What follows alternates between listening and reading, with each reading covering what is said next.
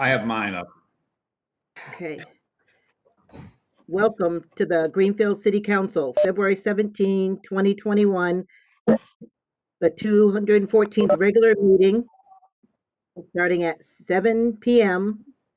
through WebEx conferencing. This meeting is being recorded and videotaped by the City Council and GCTV. If any other persons present are doing the same, you must notify the chairperson at this time. Madam Clerk, could you call the roll, please? Yes, ma'am. Councilor Jarvis. Here. Councilor Gwynn. Here. Councilor Disorder.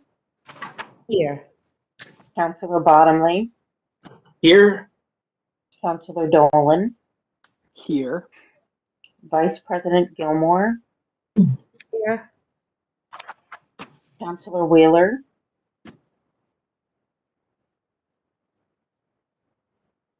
Councilor Wheeler. I don't see that he's logged in yet, Madam President. I will come back to him. Councilor Mayo. Here. Councilor Hirschfeld. Here. Councilor Elmer. Here. Councilor Forgy. Here. President Ricketts. Present. Councilor Stemple. I am here. Councilor Wheeler. Here. Thank you. Madam President, you have a quorum. Thank you. Thank you so much. Welcome, everyone. Again, if you're from the public and you would like to speak tonight, please put your name and address in the chat. Only that in the chat. Say, let's start with the Pledge of Allegiance, and this is voluntary. Okay? I pledge allegiance to the flag To the of flag the United States of America, United States of America, and to the republic for which it stands, under God, one nation under God, indivisible, with liberty and justice for all. all. Thank you. Okay, at this time, I'd like to I'll accept a motion to approve the January 4th and January 20 City Council meeting agendas. So moved. Disorder. Mayo. Okay. All in favor? Aye. Aye. Aye. Okay.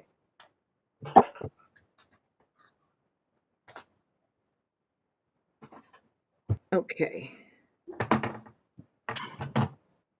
All right, so Kathy, did you want me to open the public hearing now or no? No, we need to have communications first, please. Okay. Oh, all right. Your text threw me off. Okay. Oh, I think you're sending stuff out to people. Okay, I'm not going to look at that. I sent the agenda. That was the only thing I was able to send. I wasn't able to get the packet yet. Oh, that's okay. I'm all set. So I'm going to go ahead and welcome communications from the superintendent in schools and the school committee. Chairperson Peretti, you have the floor.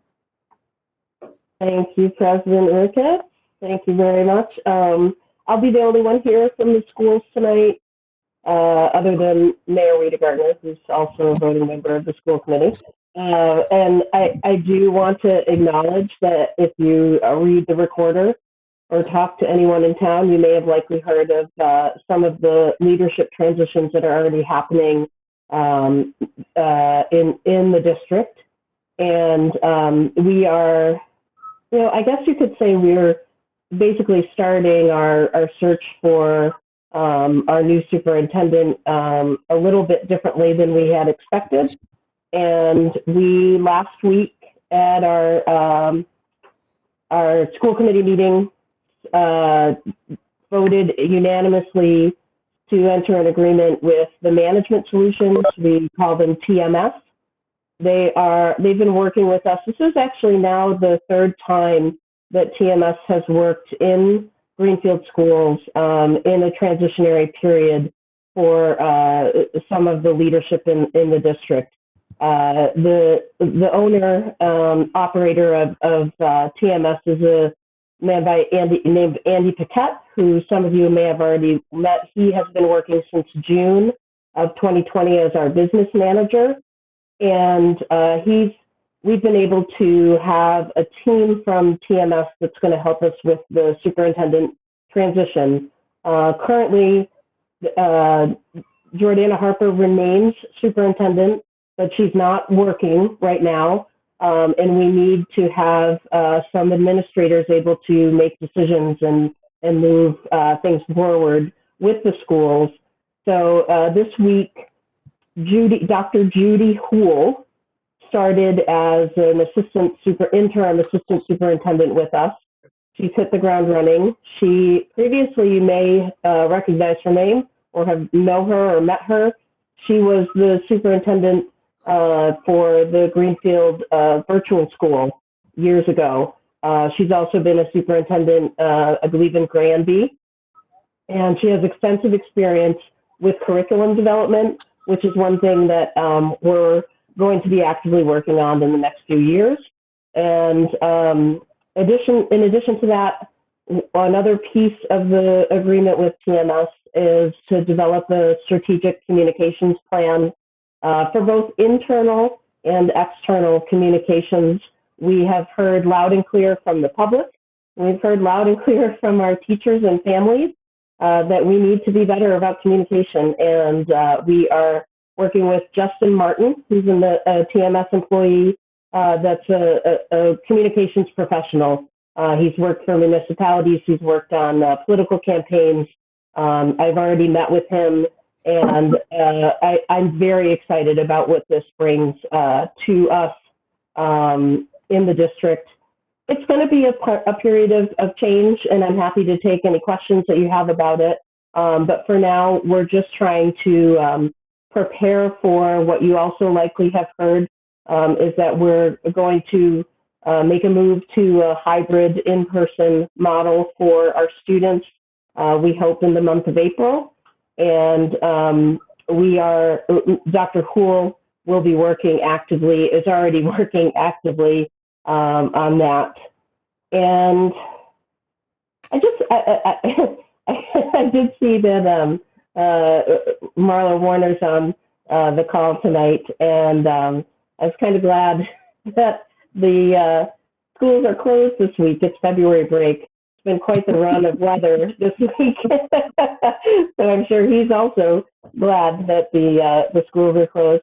And then, another thing I want to acknowledge, because we're all a team here, is I'm just amazed and extremely proud of Greenfield for the vaccination clinic that's happening at the Johns On.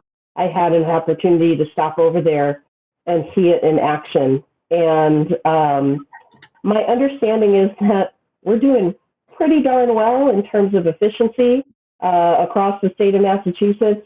They are vaccinating a ton of people. The process is seamless and impressive considering the volume of people that are going through there.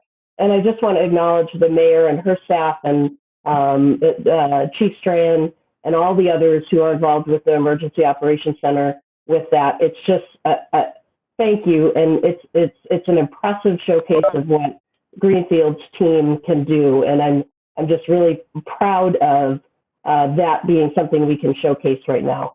So I wanted to acknowledge that.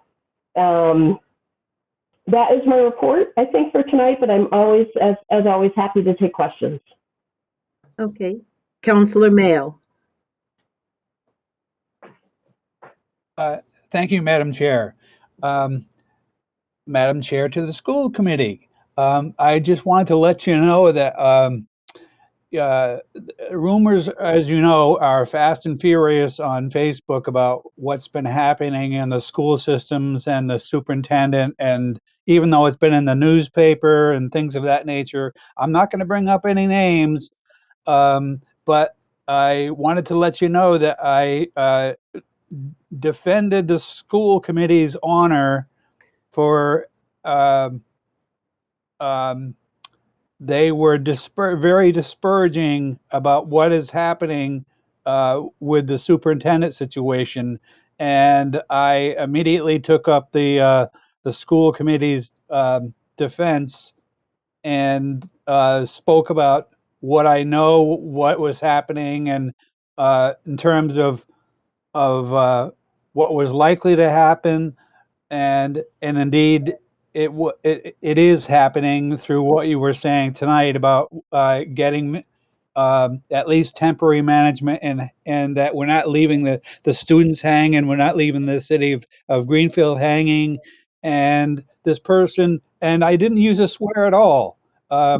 This person, matter of fact, I tricked them at the end that if they wanted to, this person is a non-library supporter, and I said they may choose to look up at their public library to resolve what the issue was through contract, and they kind of left it alone at that point. So I was the winner in that, and I don't think I'll hear from this person again. But I just wanted to let you know that it was a very fast and furious back and forth, and I defended the school's honor and was proud to do so. I know the good work you guys do. Thank you, Councilor Mayo. Thank you for your defense and your kind words. I have a couple of things to say to that. The first one is, thank goodness Facebook isn't real life. Yes. Yes. And the second one that I will say is, I think, in my experience as an employee, and in my experience working with the management of human resources and employees, I'm grateful for the fact that so much of what happens when you are an employee and an employer is confidential. And I would hope that we could all look at our own situations as employees at any point and say, I'm grateful for the confidentiality that's allowed around certain circumstances. And I would say that very strongly about this as well. Certainly, without question, we are not in an ideal situation. We definitely have work to do to right the ship in our schools. And I say publicly often, and I've said it in school committee meetings, that we really can't run a district this way. And we're working to move forward. And none of that is a direct reflection on Superintendent Harper at all. The circumstances in this situation are complicated, and in some cases they're unfortunate on both sides. And I recognize that it's hard for people to not know. And certainly in the society we live in, it's hard for people to not know and be okay with not knowing when things appear to be scandalous. There is no scandal here. We have at every opportunity taken the leap forward when we can.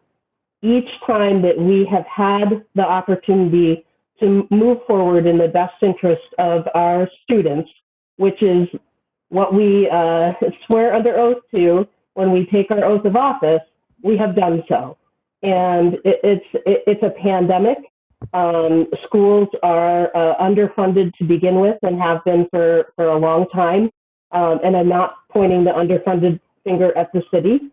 We're all in the underfunded boat together when it comes to municipalities and schools.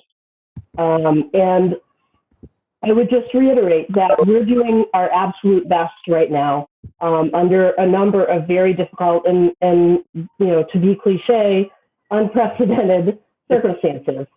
Right. So I appreciate everyone's support, and I always will. I don't look at the Facebook threads, let's put it that way, but I always will respond to folks who call or email me and give them information directly as I can. So, you can always direct people to me, and I'm happy to talk to them.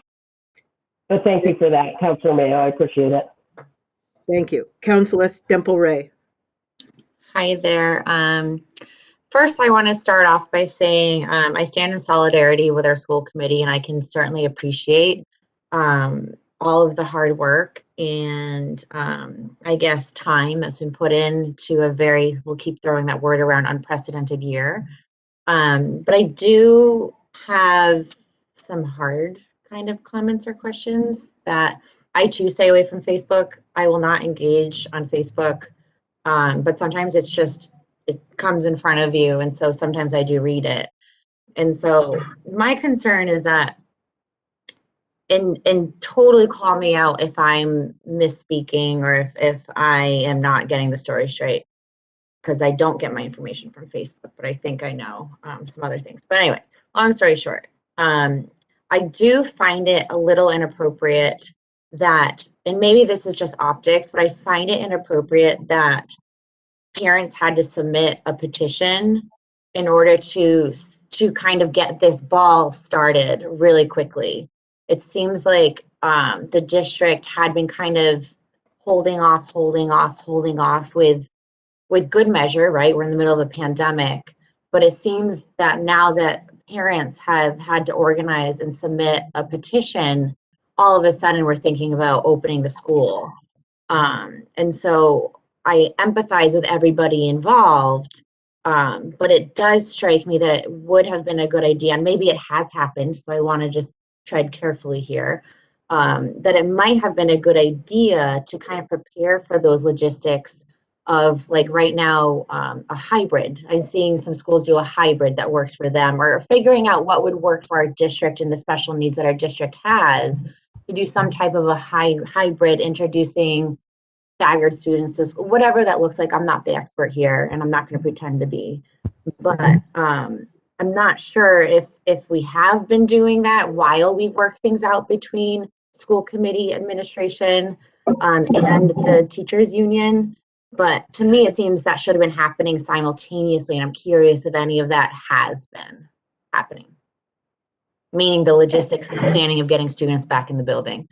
Councilor Severay, I appreciate more than you know the opportunity to address this.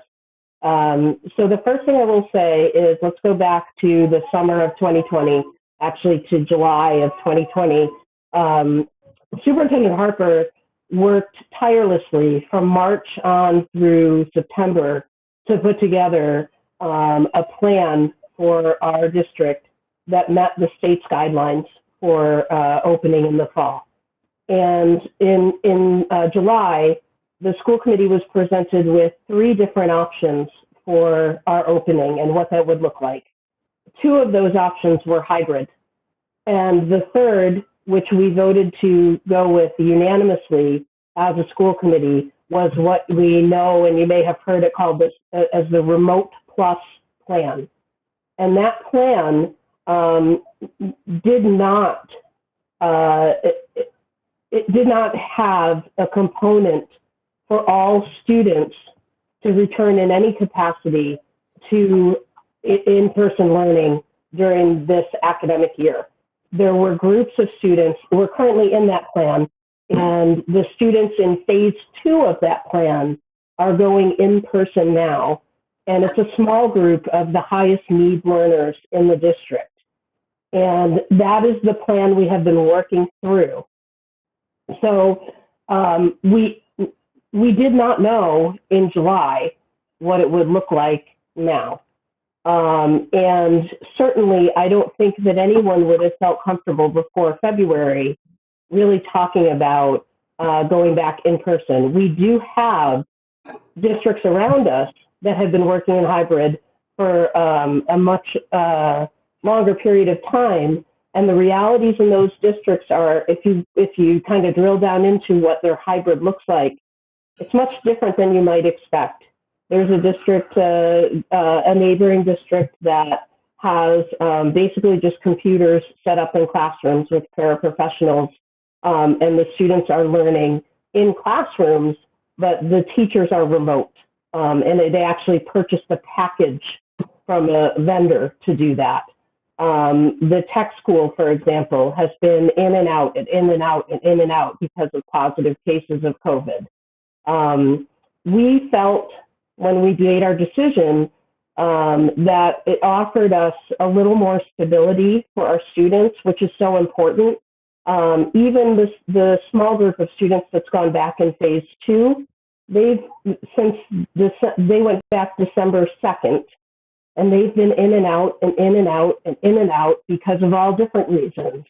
And that is disruptive, particularly to students who don't even understand what COVID is and just need a routine and need structure to be able to thrive.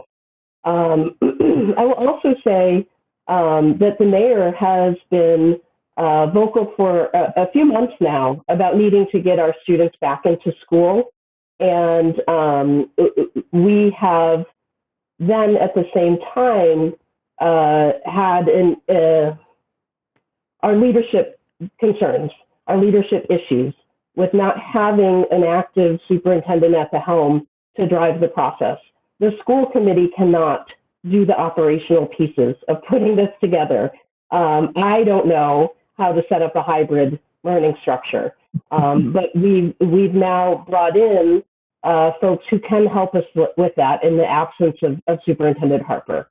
And, you know, the petition, yeah, petitions get your attention, but that wasn't the reason why we made that decision. We made the decision to kind of change course because it's clear we're in a good place right now with COVID in our community. We have some resources that have come in to help us where we didn't have them just even 2 weeks ago, and haven't for a little over, I'll say 6 weeks now. We've really not had the ability to move forward with those changes. And then I would also, it's really important to acknowledge the funding piece of this too. The funding piece of going back in person is challenging. The space and capacity issues are challenging, but we're committed now to working through those. And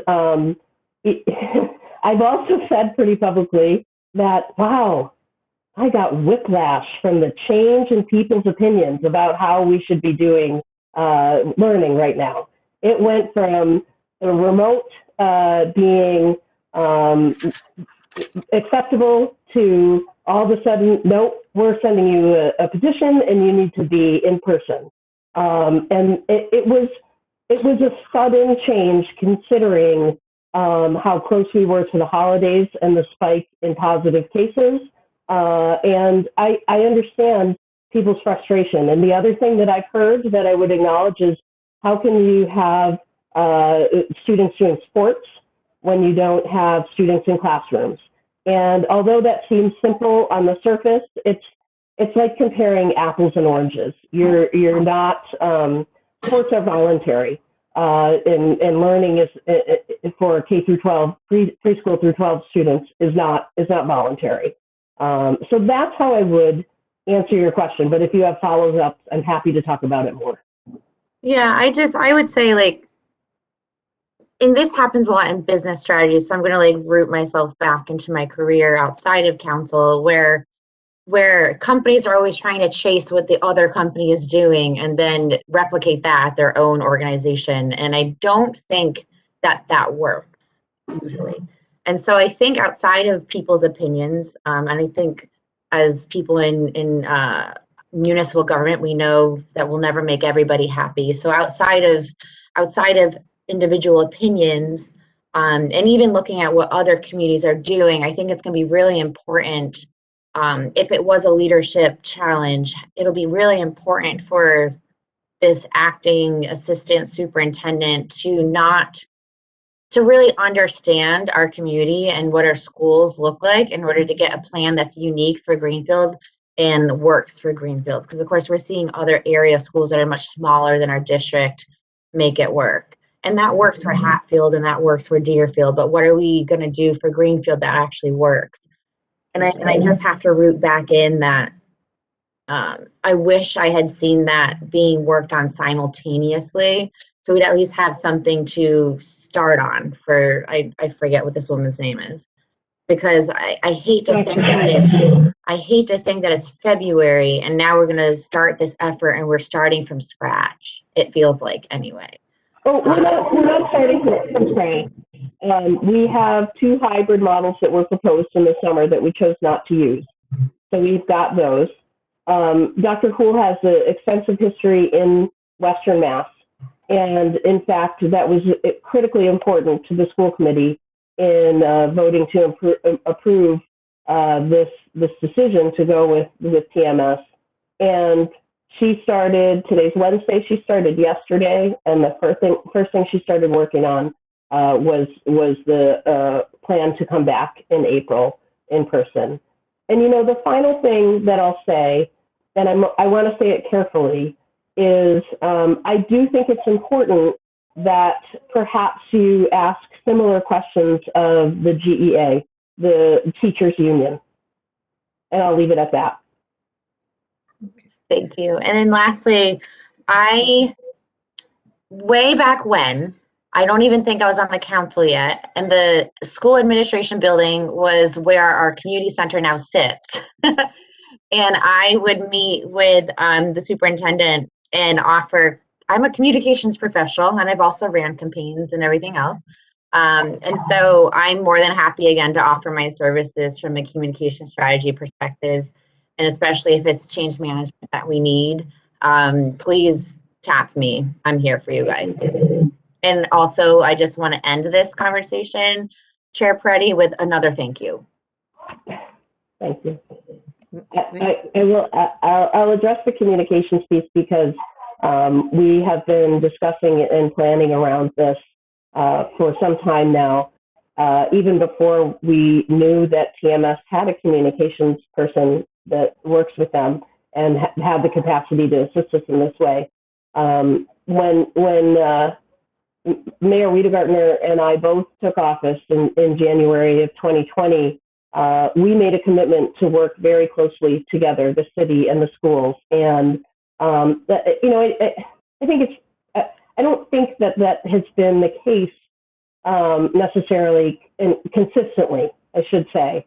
And one thing that the mayor and I have talked about is getting assistance. There is a communications professional in the mayor's office, Keith Barnacle, and we're hoping to be able to put together our communication plan and our communication strategy in a way that Keith is able to assist us, and also that we can keep things going without needing to have a full-time person. But we'll see where that goes. We have discussed briefly perhaps putting together a committee, subcommittee of communication subcommittee on the schools. I've said we have more subcommittees than we have people, and so that one's still kind of up in the air. But I certainly appreciate, this is Councilor Sepulveda, as well as I do, if not better, that we are a team in Greenfield, and we all try our best to help each other out. And what we put forward is a reflection of who we are. And I'm grateful for your offer. So I genuinely mean that. Thank you. And I really like the idea, one last thing, I really like the idea of the mayor's office. So Keith is doing a great job. And I really love the idea of you guys having your communications arm. And as someone who sits on CRE, I'd love to kind of be the council's arm of communications. So as that plan develops, that we're looking at it holistically from the 3 arms and kind of the extension of that, the meetings that we were having last year between council, schools, and mayor's office, because those worked really well. And I think this would be another expansion of that. So let's talk offline about that. Thank you. Okay, thank you. Councilor DeSoria. Hi, I wanted to say a couple of things, but first I wanted to start with a huge thank you. I've actually been following this and going to meetings since the beginning, and I can't believe the amount of work and time that you've put into this. And I think I remember Karen right from the beginning heading a group. Was that the great group? Was that the great team? hours and hours and hours of work with all different types of plans. So I wanted to acknowledge that and say a huge thank you on that piece. And then as a grandmother who has 4 grandchildren in 2 neighboring districts, to say the fluidity and the changes that those other districts have had have been nearly impossible for parents and grandparents to be coping with. It kept changing. And as this situation has, they would go back, one child would go back. It took 3 adults to get 4 children educated, part remote, part whatever. I would have one for half day, another one started another half day, literally 3 adults. So, and then everybody stopped after Christmas. So just, this has been something that's been unbelievable, and a big thank you. So no answers there. I've seen the work that you've done.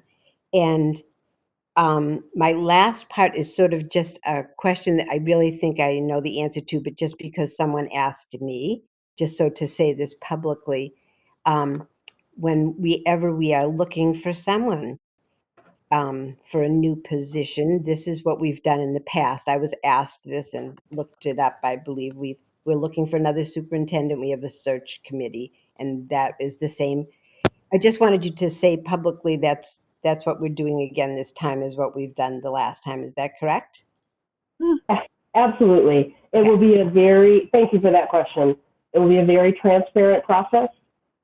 We already have collected letters of intent from across the community of folks who are interested in serving on the superintendent search. We are in the process of hiring the Mass Association of School Committees, which is a professional organization, to assist us with that search. They have staff that will assist us with running that search. And I believe they were the ones who assisted the last time there was a search. And the process will be very transparent, very public, and opportunities for the public to meet candidates will be offered as well. We will not do anything in the dark. And thank you for the question. I would also acknowledge you brought up the great team. That was a team of people, again, from across the schools and across the community that worked over the summer with the superintendent and developing the 3 planned options that we looked at before we decided on Remote Plus. And the plan now is to bring that team back together with Dr. Houle to look at what is feasible for us to start in April. Thank you. Councilor Gwynn. Yeah, the one question that I had come up was, and I don't know if this has been addressed somewhere and I've just missed it, is this management plan that's temporary, that's coming into play, is there additional costs being rendered by this plan coming together? Is there additional costs with the added people? I'm just trying to figure out, although it's all school department financing, is there an added cost that we're being dealt with at this moment? It is $10,000 about a month. And we get Dr. Houle in an interim capacity. We also get access to 2 other superintendent level professionals who have expertise in special ed and operations of districts. And then we're also getting the communications piece with that as well. It's a month-to-month contract, and it's about $10,000 a month. And can I just one follow up on that? And what do you foresee, Amy, going forward is timeline on this management team? Is it something that's going to be a few months or just unknown? It's too fluid at the moment, or? That's a really good question, Councilor Glenn, and I appreciate it. And I wish I knew, and I wish I could tell you. As I've said, my best answer to that, and it kind of sounds like a politician's answer, is every time we've been able to take a step forward, we have done so. And it'll be the same thing with this. As soon as we're able to move forward, basically once we've hired a permanent superintendent, I think is when this will end. How long that will take, I can't answer that right now. But we're cognizant of the fact that this is not a permanent solution in any way. We are a district in need of some change and an influx of new energy, new ideas, new professionals. And I say that very clearly and have. I'm not in any way presenting you with something that we're not. We need help, and we've sought out that help. And right now we feel like we're getting a very good deal for that, particularly since we have worked with TMS 2 other times in transition periods, and they are very familiar with Greenfield and can work with us really seamlessly, which is exactly what we need. Thank you. Thank you. Thank you. Do any other counselors have a question or comment? Okay, so before I let her go, I would like to say, Chairperson Peretti, I attended the last school committee meeting, and I thank you for all your work. And I don't mean to bump the school committee to the side, but the best part of the meeting were the students who came forward. Yeah. So I don't know how to say this any bigger, but our students are still learning. They're still very much engaged. And that one female student blew me away with everything that she's doing, and she's going on to Yale. So Yeah. for everything that somebody might have a negative about what's going on right now, I know everybody doesn't have tons of time, but if you ever can, check into the school committee, it was wonderful to hear these 3 students talk about all that they're going through during a pandemic, not seeing each other constantly, and they're out there doing community work and stuff. It was just, I was sitting there so full of pride that this is our city, and listen to these students talk about this. There was nothing that even made me think COVID's happening. So thank you. Thank all of you. President Ricketts, I'm so glad you reminded me of that. We have enjoyed Danny Lanoy and Shane Toomey, the 2 students who come to every meeting and give us updates on what's happening at the high school. They are a joy. They are the highlight of every meeting. And then Alara O'Brien is the student. She is the Superintendent's Award winner from Greenfield. And yes, she is going on to Yale. In addition to the thousands of things that she does in her free time, she also spends time speaking conversational French with an elderly woman in the community who is a native French speaker. She is absolutely amazing, and we're, of course, proud of all of our students, and those 3 are certainly a highlight, for sure. So thank you for reminding me of that. Okay, thank you. Thank you very much. Gosh, that felt like work tonight. Thank you all. Okay, thanks. I know. Okay, so before we move on, Madam Clerk, you have the floor. Thank you. I know some counselors were having trouble opening the agenda. I just wanted to let you know that I did find the email, and I resent the email that has the agenda and packet as a Word document, so you can access the agenda packet that way. I received mine. So I'm all set. I'm all set. Okay, thank you. Thank you, Madam Clerk, and everybody. You should be fine.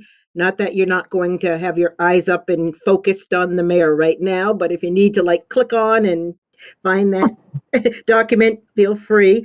And right now, I'm going to turn the floor over to Mayor Wiedengartner. Oh, thank you, thank you, thank you. That's a hard act to follow, Amy. Oh my God. Good job. Yeah. Good job. Yeah, I have actually quite a bit to update you on, but before I do that, I do want to offer great support And thank yous to Amy Proetti, chairperson of the school committee, because she's right. From the beginning, we agreed that we would be a team. We would push this district forward in every way we could, make everyone proud of it. And then COVID hit, and that changed the game significantly. She used the word unprecedented. I'm going to put out a different word. It's a word that you don't hear that often. Challenging. We have faced so many challenges, not the least of which is, in essence, the loss of leadership halfway through, maybe a little bit less or a little bit more than halfway through the district, through the year. And I appreciate her comments with regard to how difficult it is to deal with this without being able to communicate to the public. But she's absolutely right. Any one of us in a similar situation would not want every detail of everything that has transpired to be in the public arena. And I just ask everyone out in the community to fully understand that. It's a little bit different because we are a public entity. I do understand that. But there are many things that we are just simply not at liberty to discuss at this time. And I say that with great bluntness, but it is in fact the fact. So I just ask everyone to have patience. We have a good leadership team in place now that includes our assistant, our principals, Melody Goodwin and Karen Patnode. So it's not as if someone is coming in and swooping in and taking over. That is not the case. And I look forward to the day when we no longer need TMS.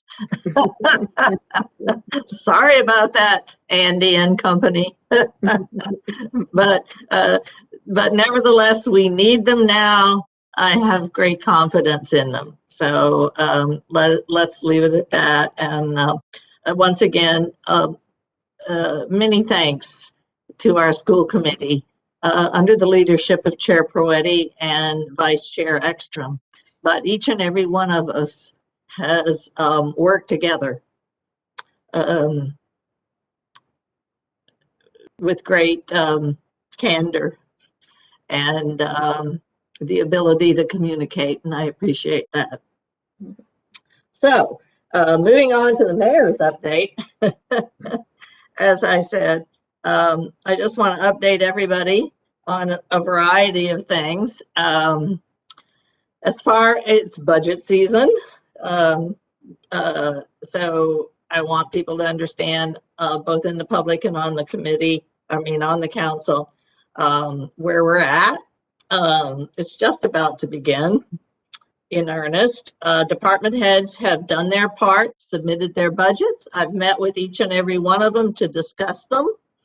I've completed the capital budget review and made some necessary adjustments to remain in line with our borrowing objectives and our actual capacity to borrow. The deadline to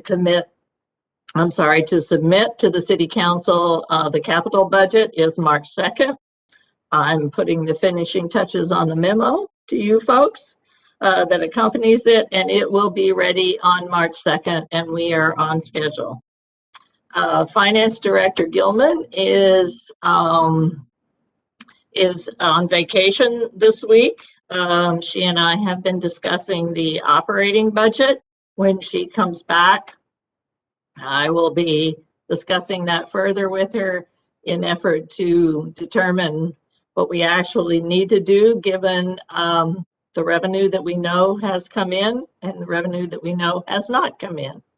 What we need to do with regard to making any adjustments in the budget that reads cuts if necessary in order to meet what we need to meet, but still function as a city before I turn it over to the council. So we have some time on that. as you know, by the calendar.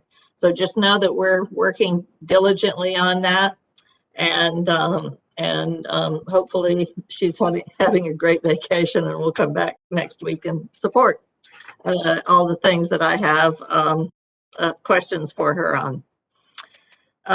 I do want to update the community, the council and the community on the fire station to the extent that I can. We are moving forward both with our temporary fire stations. We have hit a couple of snags, as you may have read in the paper, with regard to the actual units that need to be supplied for those. For the temporary. So we will be going out to bid again on the unit for the apparatus, or it's called the apparatus bay, which is the bay, which is the unit that holds our fire trucks and all of the items that support our fire trucks. The reason has nothing to do with the city or the RFP. It has everything to do with the people that supplied their responses to the RFP, none of which were complete under Massachusetts law. So that process has begun, and as of today, I believe it's still on track, and it will not substantially affect the deadlines that we need to meet in order to get the fire department into the apparatus, into the units that they need to be in temporarily. With regard to the permanent site and purchasing the property, I just want everyone to fully understand, and I did update the Ways and Means Committee on this last night. Purchasing a commercial property is simply not the same as purchasing a home. While it is all about real estate, there are many different ways in which it varies. Not the least of which is the city's fiduciary responsibility to spend the taxpayers' money wisely and to the greatest benefit of the city. So we continue to be in what is called our due diligence period. If you were purchasing a home, that would be the same as your home inspection. Well, what we're inspecting is the property that this building is going to be sitting on. None of us are going to be living in any one of those structures on that property. What we need to be inspecting in our due diligence is an extensive environmental survey of the property along with a title search. We do not want to purchase a property that has significant environmental issues that we will inherit once we purchase it. So if you think about that property, I said to some people with regard to this, I am the mayor of a very old, dirty, and wet city. That is not unlike any other mayor of any other city in New England. We have been around for a long time. And that means that many things have happened on any property that exists under our feet. In the case of the city, we need to purchase a property that we know we can successfully support without a lot of inheriting a lot of environmental damage. That's not to say that this property has that. That's just to say that it has a long history of different kinds of businesses sitting on it. So that means that many things could happen. It was once a railroad, roundhouse station. So where people would, drop off cattle and any other thing that was there. It was once an auto repair site, long before it became what it is. So we have had to undergo an extensive environmental survey. We're nearing the end of that period. At the end, we can discuss with the seller what our findings are and how to proceed should the survey reveal some issues that need to be taken care of. The sellers have agreed to remove all of the buildings and associated debris at their expense prior to closing. So that will be taken care of by them. And it's not insignificant. There are a number of buildings on that property. So we are looking forward to both working that through that and everything else that's involved. So I am not at liberty to discuss, because we are still in a negotiation, anything further. So unless you have some really benign questions about that, I'll move on. And I'm certainly open to questions on anything that I've mentioned this evening. The next thing I wanted to say is the floodgates have opened with the state with regard to grants. I want to give you a grant update. It's like different from last year when we had just gone into a pandemic and the state was guarding its money with its life, and I don't blame them. Now we are all looking forward to a recovery, and it seems that every week we get a notification of some availability of a grant. And believe you me, between the Office of the Community and Economic Development under MJ Adams, and to a certain extent the Planning Department under Eric, and the DPW, we have been looking at taking advantage of everything that comes along. So let me give you an update on those. Recently awarded was a shared streets, a second round of shared streets for spring projects. So if you'll recall, we received a grant last year that allowed us to do the outdoor dining and some of the things that we did on behalf of the city, on behalf of our restaurants, in order to give them an opportunity to expand the ability to be open and do business. We have another round of that, which we have been recently awarded a grant for. I'm sorry, yeah, we have.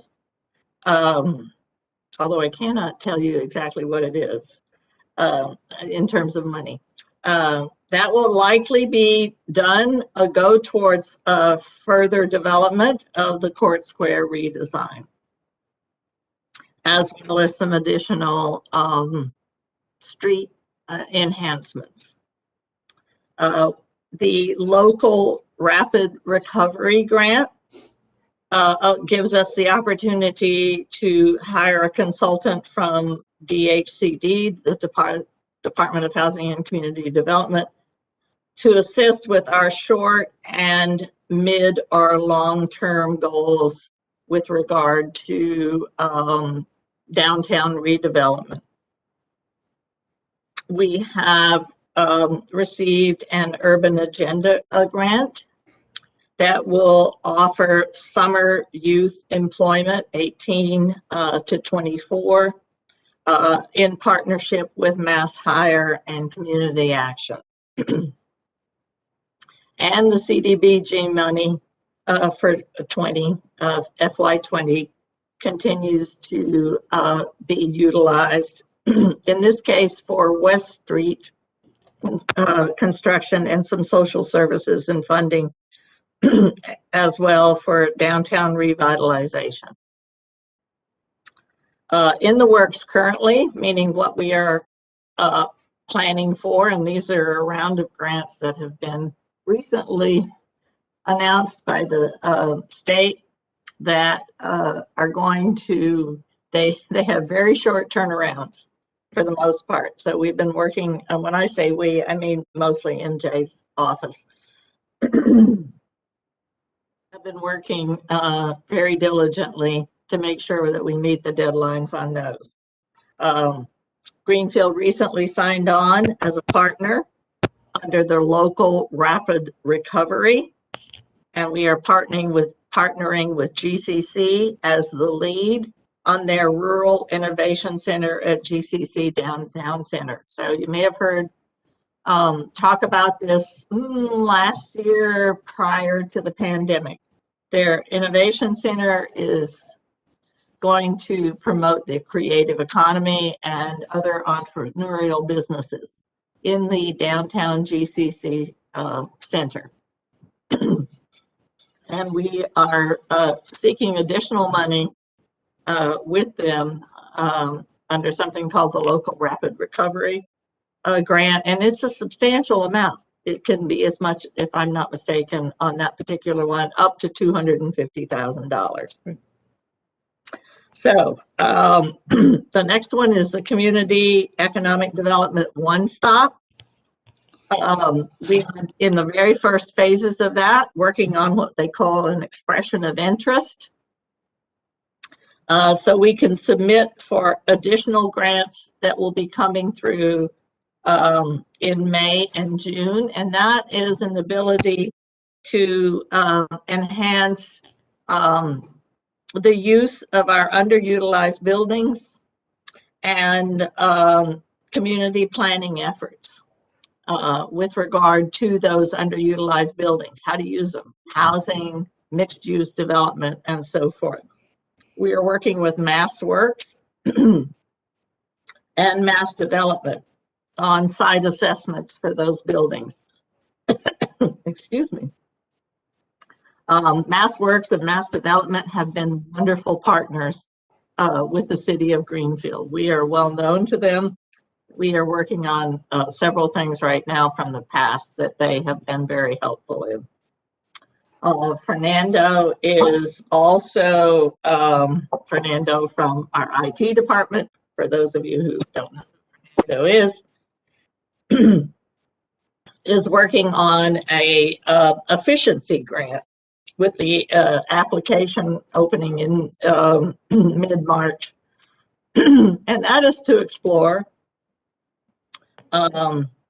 and hopefully implement consolidation of IT with the school's technical department so that we can, at long last, have some greater efficiencies there and not have some duplication of effort. And that's it on the grant report.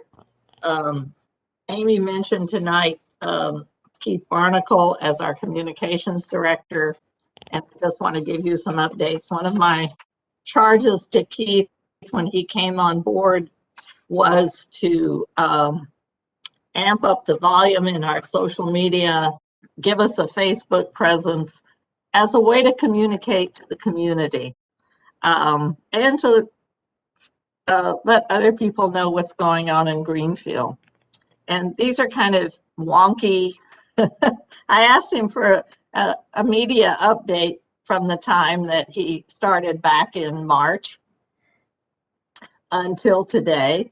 And so for those of you who know about Facebook, this will not be unusual information to you, but it's all about how many page likes you have, how many followers you have, the number of people reached in any given moment.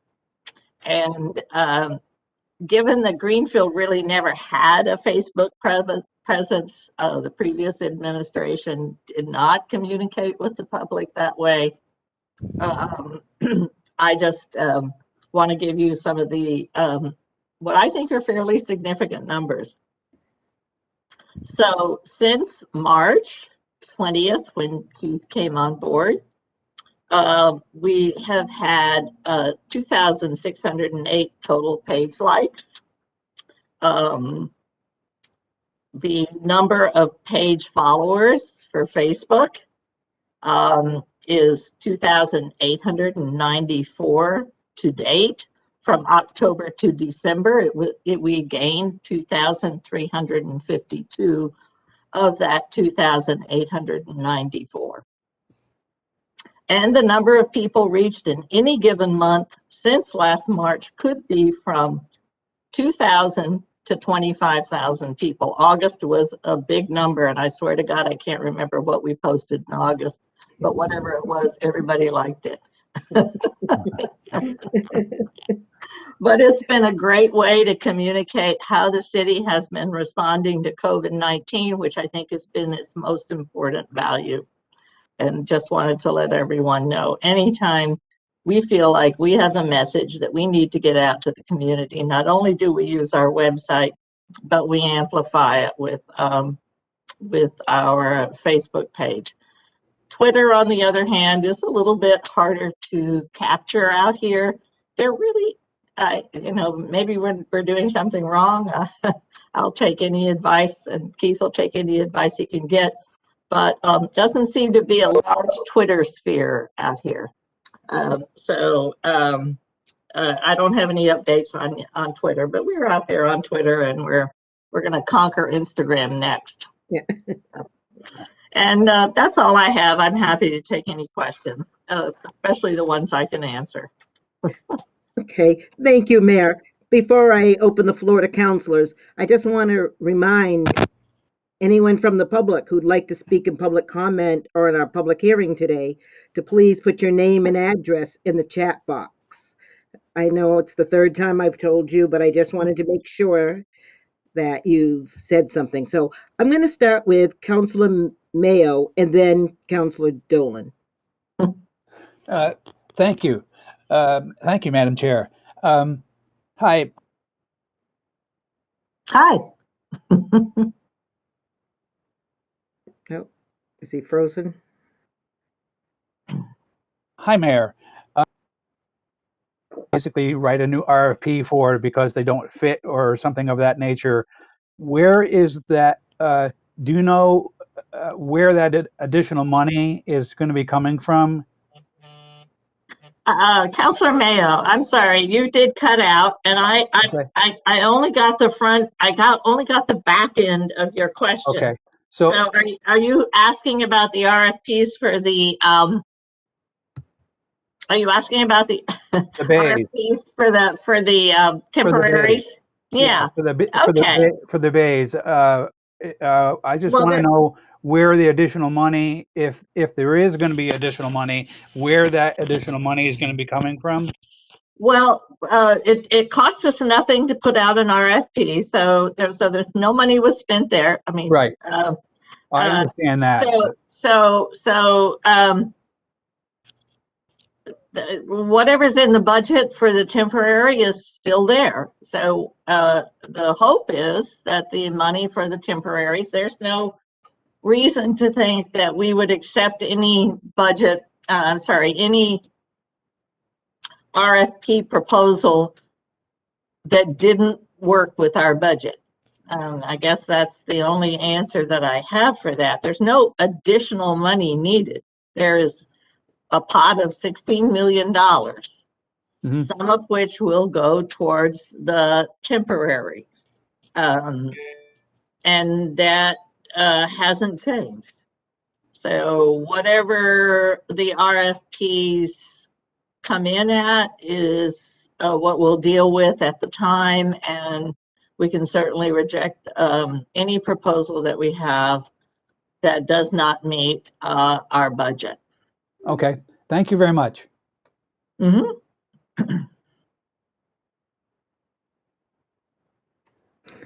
Okay, Councilor Mayo, and then I'll go back up for Councilor Gwynn. Councilor Dolan. Dolan, I'm sorry. Yes. Hi, Tim. Thank you, President Ricketts. I'm gonna bring it back to an older topic, and this is equally a question for the council leadership as well as the mayor. So about a year ago, as you might recall, we did vote in the council supporting the idea of forming a zoning commission to study some zoning issues, and the planning board also voted unanimously in favor of that idea. I have not seen any traction so far. Councilor Wheeler and I did withdraw a number of proposals with the understanding that that council would be studying the issue further, or that committee. So my question for both council leadership and for the mayor is, are there plans to get that moving? And if so, what's the concrete next step and when can we expect to see that? Okay, so I think the mayor and I spoke, I don't know, didn't we speak like a month or so about this one Sunday morning very early Yes. on the phone? And I think yes, it's a go, but Mayor, go, you take it from here. I will. Councilor Dolan, I knew you were going to ask me this question tonight, so I thank you for the question. I have, I have been trying. I must tell you. I did alert Penny to the fact that she needed to do her part. We have sent out our emails to the different boards, the ZBA and the planning board, which is basically I sent an email to Eric suggesting that he needed to let each board know who wanted to be on that zoning committee meeting. And I think the ZBA person is Mark Maloney, and and it just so happens that the planning board also has a Mark Maloney on it. So we got to determine the Mark Maloney with the Y on the ZBA. And I think Charles Roberts on the planning board. I would have to double check that with Eric. As far as the community members, I have put out a request for that. I have personally talked to one member, Linda Smith, former chairperson of the planning board, who I think would be an excellent person involved in that because of her interest in affordable housing and her extensive knowledge of zoning in Greenfield. I didn't get a firm yes from her because she has family commitments and it has been a pandemic and she has not been able to see her grandchildren for about a year. So she was a little bit, I'm going to call her out in public and I apologize, Linda.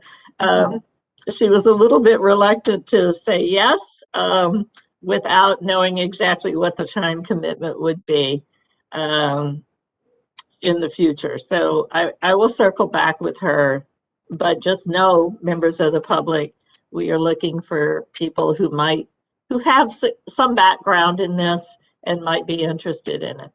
And if I could take a moment on a different subject, which I meant to do in Mayor's update, we put out a call for the Community Preservation Act Committee, so the Community Preservation Committee, a call for public people. We get 2 members and appointed by the mayor, and we have received nothing at this point in time. So members of the public, we would like you to come forward for either one of those. An opportunity to take a look at Greenfield's zoning overall and how it might be revised to hopefully increase our affordable housing.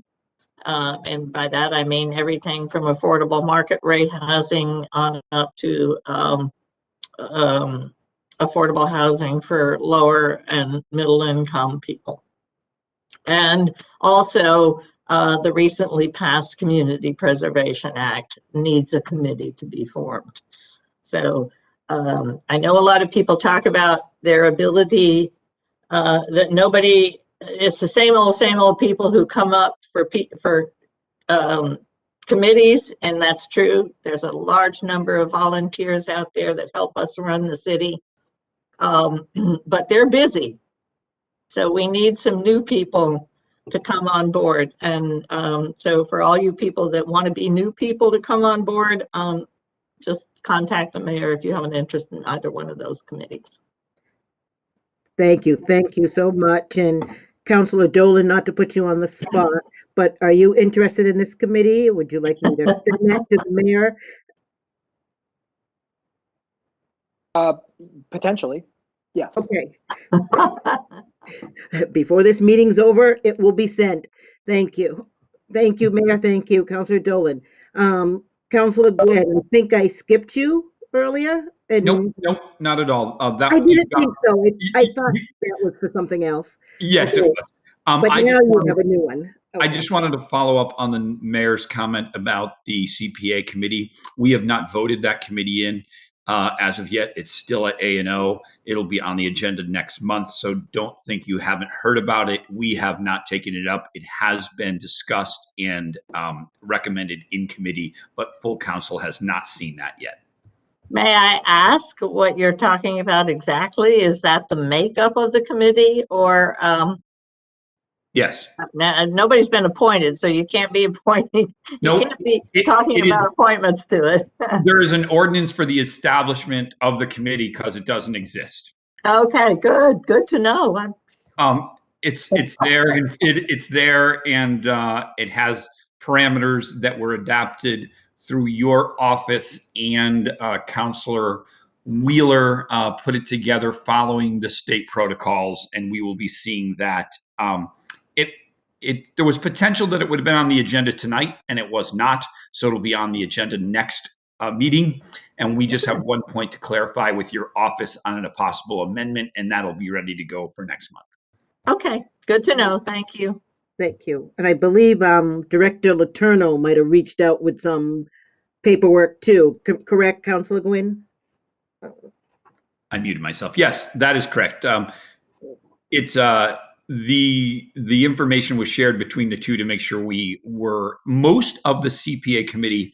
Not to jump ahead, is a state mandate, and then we adapted the language to fit Greenfield. Okay.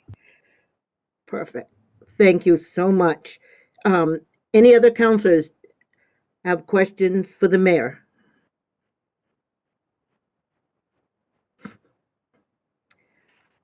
Okay, well, I thank you very much. That was a lot that you shared, and I look forward to see, what we do with the grant money for the shared street, and we just keep making things better in our city. So thank you so much. Thank you. Okay, no other city employees. Okay, so at this time, public comment. Is there anyone who would like to speak for public comment? I see no one signed up. Okay, so I will move right into the public hearing.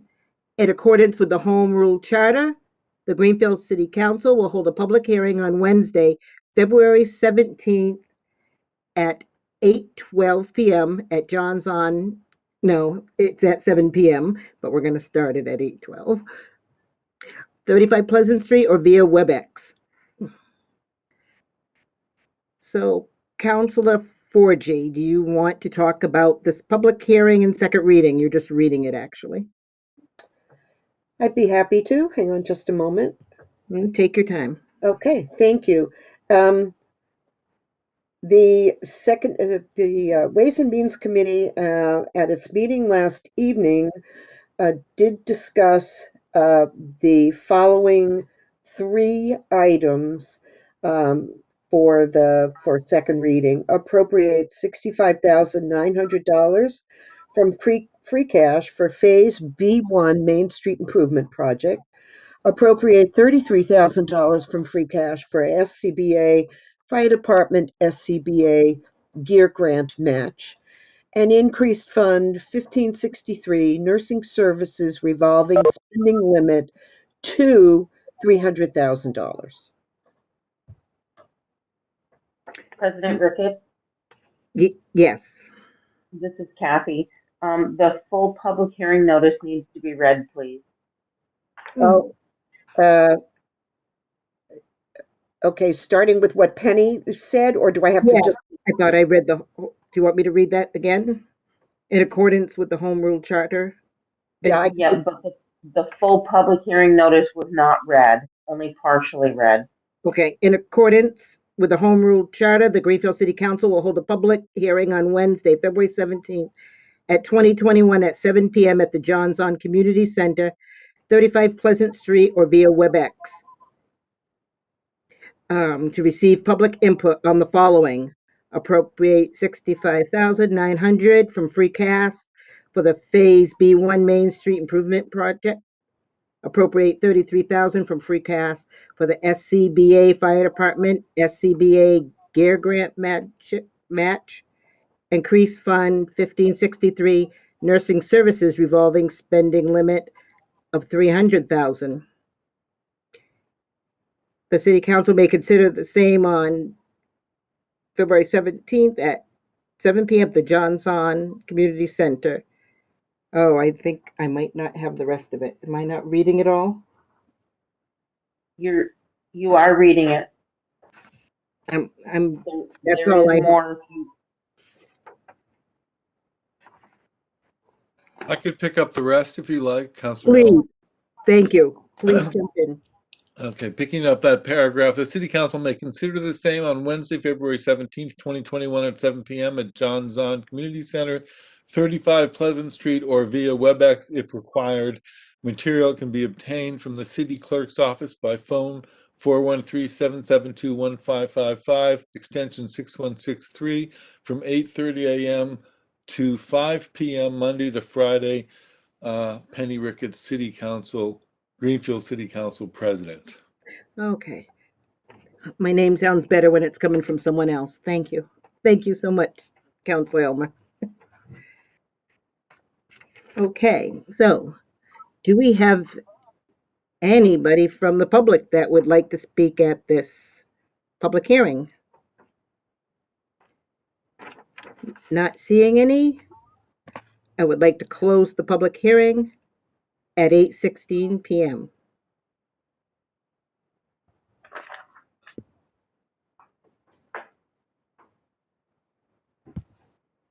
Okay. Motions, orders, and resolutions. Councilor Porgy? Thank you. Order number fiscal year 21-045. The Town Council, upon the recommendation of Mayor Rita Gardner, an order to appropriate $65,900 Phase B1 Main Street Improvement.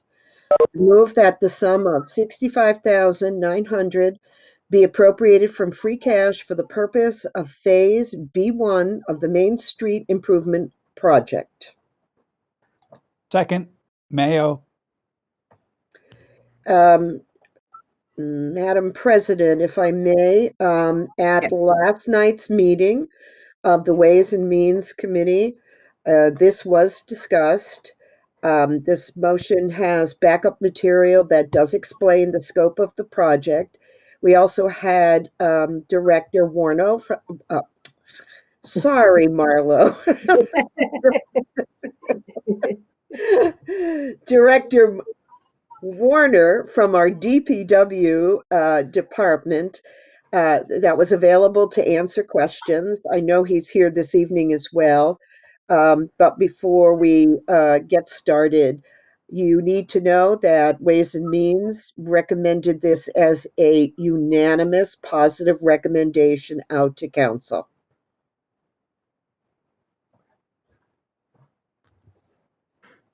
Okay. Does anybody from council have any questions or comments? Councilor Stemple does. Okay, Councilor Stemple? My question is for Director Warner. Gosh, I don't remember how long ago it was, but we do have our complete streets plan, and then we also have the master plan. And so my question for you is, how will these two documents and the work that's already been done be applied to this Main Street project, if at all? Thank you, Councilor Stemple. But first, Mayor Forgy, my junk mail reads all kinds of things, so certainly getting my name like that is not a problem. Okay. So yes, thank you, Councilor Stemple. This project particularly pertains to what we call curb to curb on Main Street, from Solon Street to High Street. And as of now, it's purely conceptual, and we're going into the evaluation stage. That's what the request for this appropriation is. But we're looking at potential parking changes, bike lanes, more pedestrian friendly within that scope from Solon to High Street, with some improvements at the High Street intersection. So I think this project does hit some items within the master plan that you had mentioned. Yeah, I guess my concern is that we did spend money and I believe it was a match for the complete streets work that was done. And there is several, there were several designs for Main Street already drawn up that would accommodate the complete streets legislation. I'm like mom brain right now, so tired. What's the word? Ordinance. Yes, that's the word I'm looking for. So I guess what I'm trying to say is, how are we avoiding redundant work? It sounds like what we're going to be doing, I'm in full support of this. I'm not trying to say that I'm not going to support this. What I'm saying is, how can we incorporate the work that's already been done? I think one thing that residents tend to say about municipalities and government work is that we do a study, we do a study, we do a study, we do a study. We've had studies done. How are we going to make sure that that work is not for naught? How do we make sure that that work is incorporated into this schematic and this next survey for our Main Street? Because that work was very good.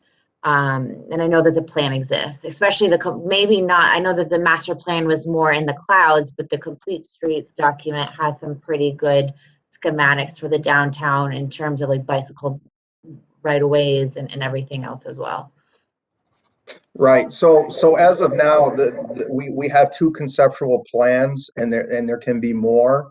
As this project goes, if we move it forward, it's much similar to Wisdom Way and Nash's Mill, whereas the further we proceed, the higher percentage of engineering and design plans we get. But what goes with that is public comment and public hearings, interfacing with all the committees and boards to arrive at the final product. And again, the sidewalks back to the business fronts are not included in this project. This is basically pavement, bike lanes, and adjusting parking. So we wouldn't be, in other words, we wouldn't be going in and tearing up the things that we've already done as far as redundancy. No, I guess what I'm trying to say is not anything that hasn't already been done. I'm talking specifically about the plan and the survey. So that 100-page complete streets work that folks came in and already surveyed the street main right-of-ways in Greenfield. So there are parking plans, there are bike path plans as a part of that complete streets grant in ordinance that we put forth. I think it was back in like 2015. And so I'm curious if those plans that were already drawn up are being utilized as part of this work as well. So not necessarily the work that's been done to Main Street, physical work, but the plans that were put in place, because these were never actually enacted on Main Street. There were some recommendations made as part of that plan. And so what I'm trying to get at, and tell me if I'm being confusing. It makes sense in my head, but maybe not coming out verbally. But is with there are very good plans, the complete streets plans that were put forth back then as part of that work. And so I'm curious if we're going back and producing that work as part of this new study so that they can be incorporated together for the product that your team enacts on Main Street. Does that make sense? Yes. Okay. And Yeah. Go ahead, Mayor. Yes, I do see you. I thought Director Warner may want to answer first. Go ahead. Yes, I mean, I believe when we teamed up with Fuss and O'Neill, that document was looked at, and like I said, when we submitted this project to Boston Mass DOT, we took some of that information conceptually, so they would accept the project. That was phase A, we'll call it, of the project, and it rated really high on the different conceptuals we gave them through Fuss and O'Neill, which gave us an actual project number for us to move ahead. Give us permission to move this project ahead with the TPO and whatnot. So I hope that answers your question. I hope I'm hearing you right. Okay. Mayor Rita Gardner. No, Yeah, I'll follow on to help Councilor Stemple understand. I think Marlo has indicated that this is one very early in this. It is a long process with the Department of Transportation. But at the end, what we will receive is several $1 million in order to make this happen. So it's worth putting in the effort and the amount of money that they want the city to contribute up front to do it, because at the end, I think he explained it well last night to Ways and Means. At the end, we will make that amount of money many times. We will receive many times more than that over again. With regard to the process, yes, there are many public hearings that will be available. We would definitely include the complete streets plan. What this affords us is actually the money to be able to put that plan in place, or a version of that plan that meets with the DOT guidelines. So You said it right there, Mayor. That last piece helped me understand. yeah. So I don't think it's no one's setting that work aside. And it's good to have a reminder that it does exist. I know that Eric's working very hard and did just receive some additional money for complete streets. I don't know exactly what it was for. Some of that has to do with sidewalks and other aspects of the whole confluence of streets and walkability and the sidewalks and so forth. So it's good to know and be reminded from time to time that plan exists, and we can make DOT aware of it. Right now, DOT is very excited about this project. I hope that they continue to be excited, and I think if they were given the opportunity to take a look at that, they would understand that we've been working on this for a long time, and they're going to be part of a solution. And showing us the money, so thank you. And showing us the money. Yes.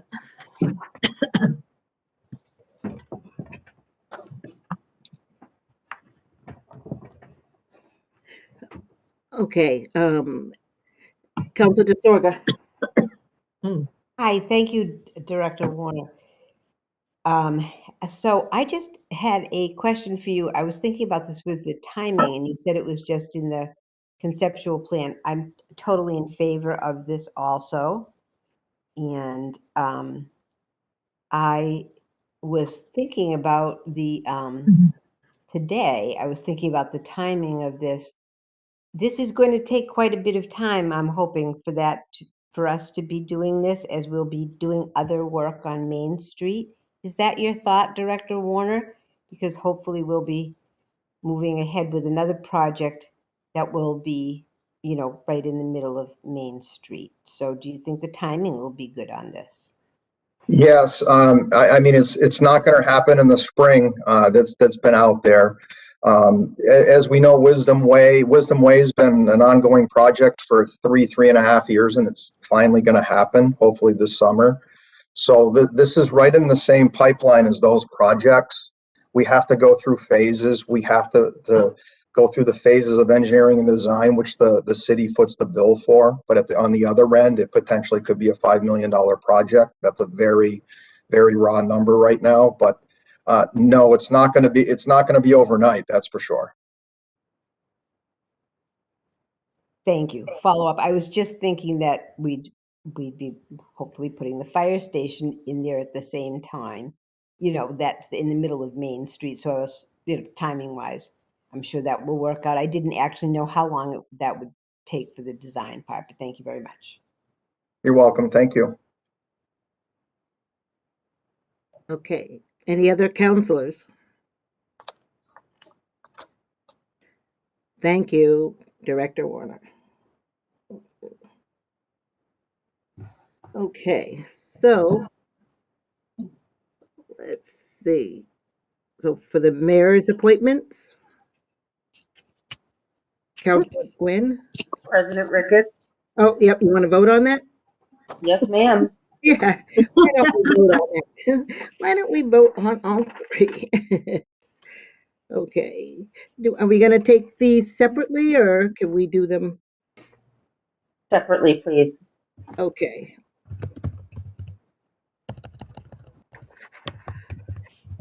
Would you like me to take the roll call? Yes, let's start at the, Councilor Jarvis? Yes. Councilor Gwynn? Yes.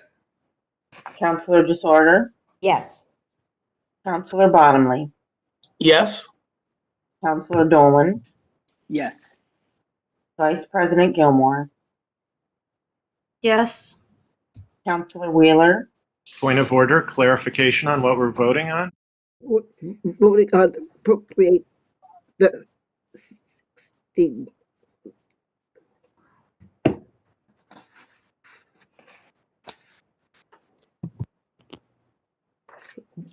Would This you, is from the 65,900 from free cash, right? For the phase. Thank you. I vote yes. Okay. Thank you. Councilor Mayo? Yes. Councilor Hirschfeld? Yes. Councilor Elmer? Yes. Councilor Forgy? Yes. Councilor Stemple Ray? Yes. Does the president wish to vote? Yes, and yes. Thank you. The motion passes unanimously. Okay. Councilor Forgy or someone from Ways and Means, would you like to read the next? Yes, I could read it. Order number fiscal year 21-046. The town council, upon recommendation of, I'm going to change that to the city council, upon recommendation of Mayor Rita Gardner, in order to appropriate $33,000 for fire department SCBA gear grant match. Ordered that the sum of $33,000 to be appropriated from free cash as a match for a FEMA grant to purchase Scott Pack's SCBA gear for the fire department. This was discussed and voted on at last night Ways and Means Committee, and it was a unanimous positive vote in support of this motion. Okay. Do I have a second? second disorder? Okay. Do we have any discussion? Okay. May we have a roll call vote? Councilor Jarvis? Yes. Councilor Gwynn? Yes. Councilor Disorder? Yes. Councilor Bottomley? Yes. Councilor Dolan?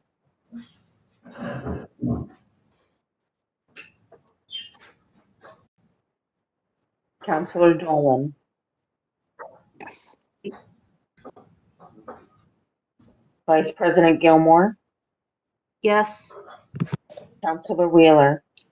Aye. Councilor Mayo?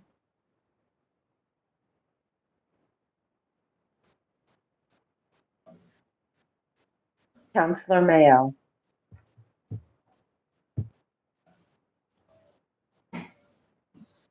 Councilor Mayo, I see that your microphone is muted.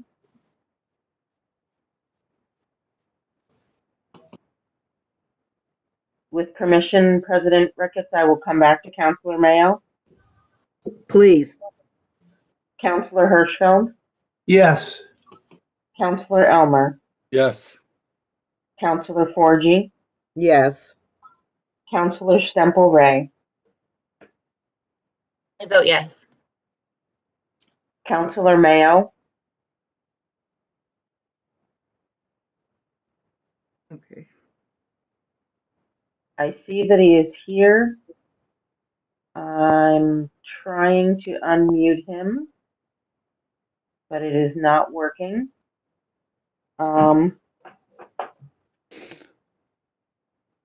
Councilor Mayo? Hello. Yes. I got lost there for a moment. Okay. All right, Would you so like what are we voting on? The second one? voting on order number 21046, 33,000 for the fire department SCBA? Yes. Thank you. Sorry, Does the president- sorry for the delay. Thank you. Does the president wish to vote? Yes and yes. Thank you. The motion passes unanimously. Thank you. Counselor Forgy? Yep. Order number fiscal year 21-053. The City Council, on recommendation of Mayor Rita Gardner, an order to increase the nursing services revolving spending limit, ordered that the City Council authorizes increasing Fund 1563 Nursing Services Revolving to a revised spending limit of $300,000 for the fiscal year 2021 for nursing expenses and clinical wages in accordance with MGL Chapter 44, Section 53E and a half. Receipts received but not expended in fiscal year 2021 shall be carried over to fiscal year 2022. No further appropriation shall be made in excess of the balance or the fund, nor shall the total expenditures for the fiscal year exceed the annual spending limit of $300,000. Second? Second. Madam President, Mayo? thank you. Madam President, this was voted last night as well at the Ways and Means meeting. And it received a unanimous positive recommendation. Okay, so thank you so much. At this time, I'd like to ask the public to please do not use the chat box at all. Okay, thank you. Oh, and I bet that might have even been personally to me. Okay. Madam Clerk, roll call, please. Counselor Jarvis, Yes. Counselor Gwynn, Abstain. Counselor Disorder, Yes. Counselor Bottomley, Yes. Counselor Dolan, Yes. Vice President Gilmore, Yes. Counselor Wheeler, Yes. Counselor Mayo, Yes. Counselor Hirschfeld, Yes. Counselor Elmer, Yes. Counselor Forgy, Yes. Counselor Stemple Ray. Just a point of order before I do my vote. I know that we got the report from committee, but I didn't hear a call for discussion. And so I wasn't sure if counselors had any discussion on this motion. But I'm voting in favor of this, but I just wanted to make sure that if anyone had discussion that it was addressed. Okay, thank you for that, Counselor Stemple. Yes, Counselor Gwynn. Did you have a? I abstained from the vote because I just wanted some clarification, but we've moved forward, so we can move forward. I'm fine. Thank you. Okay. Does the president wish to vote? Yes and yes. The motion passes. Okay. The mayor's appointments. Counselor Gwynn.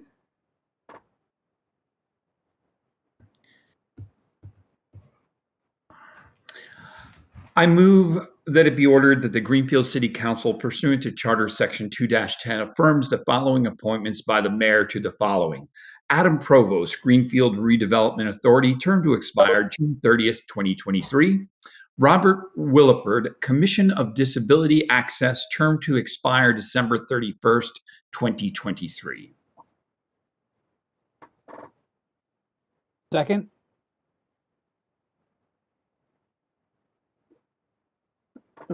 Okay. Is there?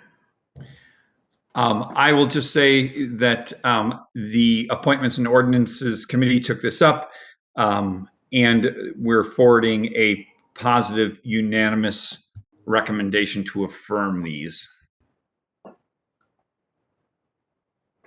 Okay. Does anybody have any questions or comments?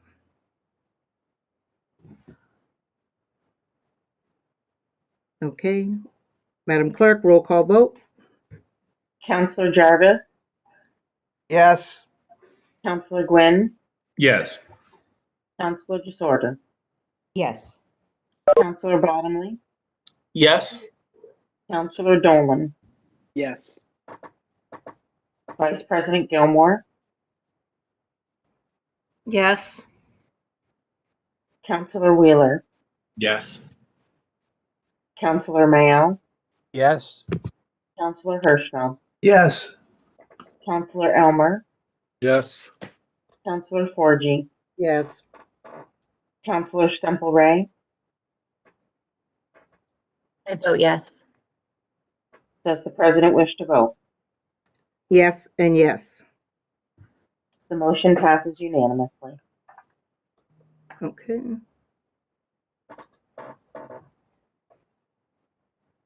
President Ricketts, would you like me to read the next one?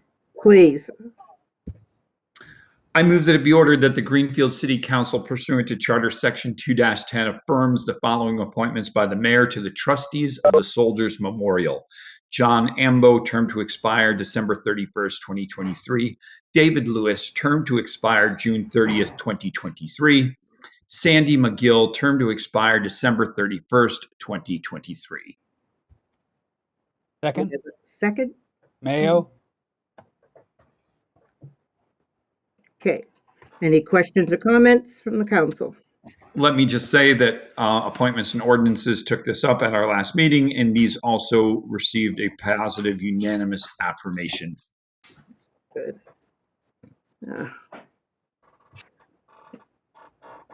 Does anybody have anything? I know a number of these people. This is really great. I'm so glad people are continuing to step forward to serve. This is really good news. Okay. Do we have a roll call vote, please? Counselor Jarvis, Yes. Counselor Jarvis, Yes. Counselor Gwynn, Yes. Counselor DeSorda, Yes. Counselor Bottomley, Yes. Counselor Dolan, Yes. Counselor Vice President Gilmore, Yes. Counselor Wheeler, Yes. Counselor Mayo, Yes. Counselor Hirschfeld, Yes. Counselor Elmer, Yes. Counselor Forgy, Yes. Counselor Stemple Ray. Yes. Does the president wish to vote? Yes and yes. The motion passes unanimously. Okay. Presentation of petitions and similar papers. Okay. Report of committees. Would anyone like to report?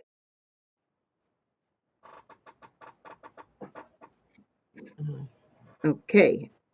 Unfinished business. Old business. New business. We have first reading. Councilor Forgy? Thank you. City Council first reading, February 17th, 2021. Appropriate $16,500 from free cash to repair traffic lights. Appropriate $20,000 from water retained earnings to match grant for Millbrook well generator. Establish municipal pension stabilization fund as authorized by Mass General Law, Chapter 40, Section 5B, and appropriate $1 million from free cash to the Municipal Pension Stabilization Fund. Appropriate $500,000 from free cash to the General Stabilization Fund. Appropriate $600,000 from free cash to the Capital Stabilization Fund. Appropriate $300,000 from free cash to the Contract Stabilization Fund. Appropriate $25,000 from free cash to the Compensated Absences Fund. Second, The first reading. It's just first reading. Okay. The the notice of zoning amendment, Councilor DeSorga? Okay. I'm not sure if Yeah. This is What? just to initiate. I'll read. The city council move that But it be clarification, it's not to initiate. It's what we decided to do is to not initiate. We're just making the public aware that this will be coming up at a future meeting. Thank you, Councilor Stemple.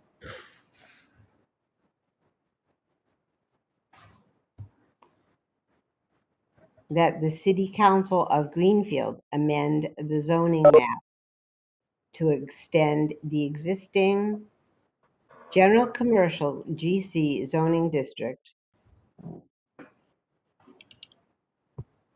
along Berners in the northeast section of Greenfield from rural residential RC to GC to the Berniston town line, and further amend the table of contents and index of the code, and further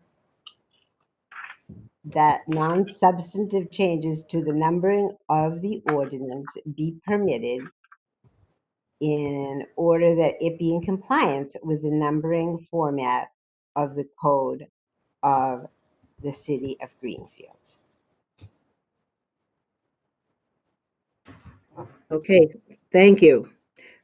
Motions for reconsideration? I'll entertain a motion to adjourn. So moved. I'll make that motion. All in favor? Aye. All opposed?